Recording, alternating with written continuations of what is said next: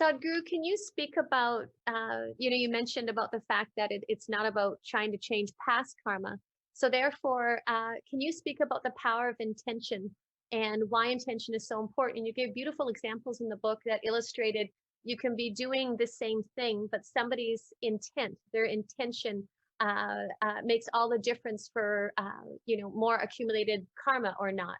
Well, it happened once that Shankaran Pillai went to his lawyer and he wanted to divorce his wife.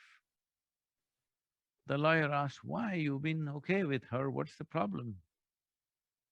Shankaran Pillai said, her table manners are so bad, her table etiquette is so terrible, I can't live with her anymore. But the lawyer asked, you've been married for 18 years, only now you realized her table etiquette is bad? He said, well, only yesterday afternoon, I happened to pick up a book on table etiquette. As I read it, I realized her table etiquette is terrible, so I want to divorce her. So so, people are constantly changing their intentions. Yeah. Holding on to certain intent means holding on to a basic plan. Rest of the plan can go whichever way, whether it'll go as a straight line, as a curve or a zigzag, we don't know. There are many life situations. But the basic intent has to be held in place.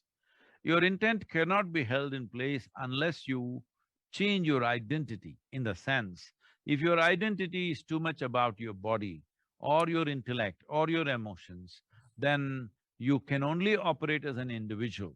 So your intent is very important, but at the same time, more than the intent is a consequence of the type of identity you have taken.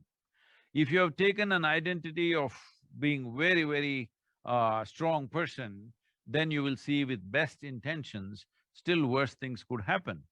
I must tell you that the most horrific things on the planet have happened with best intentions.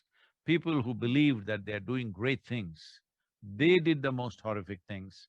People who even today believe they are doing God's work, they do the most terrible things in the world right now, because intention without fixing the identity could become very powerful weapon. The most important thing is to fix the identity. How small is your identity or how large is your identity will determine even what your intent is. Your ability to develop an intent, what sort of intent you are… Please understand this. Somebody who is committing a crime, he also has a strong intent. Somebody who is doing something else, many nations, businesses, various kingdoms in the past, they all believed they had a good intent of conquering the world. And you know the consequences of those intents, all right? We have suffered imperialism, maybe not so much here, you have also suffered to some extent, but in other parts of the world, in Africa, Asia, we know the fruits of imperialism, what we have gone through because of that. But in their minds, their intent was a powerful, wonderful intent of their idea of a one world, okay?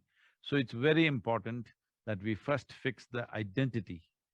If you fix the identity as not a limited identity but as a cosmic identity, then intentions will naturally flow.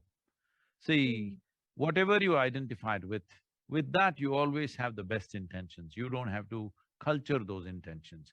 You have a little baby, now you don't have to think, I will do only good things to this child. It's rubbish, you don't even need a thought like that. Because you see it as yours, naturally, all the intention is there. You just have to see the world as yours. You have to see this universe as yours and it is yours.